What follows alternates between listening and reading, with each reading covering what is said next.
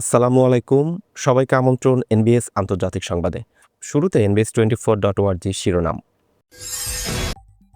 গাজার 25টি ত্রাণ সংস্থা কার্যক্রমে ইসরায়েলি নিষেধাজ্ঞা, নতুন নিয়ম মানতে ব্যর্থ হওয়ায় স্থগিত, মানবিক সহায়তা ব্যাহত হওয়ার আশঙ্কা।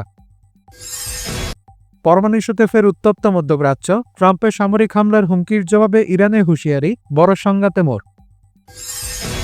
সিরিয়ায় সাম্প্রদায়িক সহিংসতা, লাতাকিয়া তার্তুসে বাশার আল আসাদপন্থী আলাউইতে বিক্ষোভে গুলি, নিহত আহত বহু। টেলিভিশন আমাদের মিথ্যা দেখায়, ফ্রন্টলাইন থেকে ফেরা রাশিয়ান সৈন্যদের চোখে যুদ্ধ এবং দেশের সামাজিক কাঠামোর ফাটল।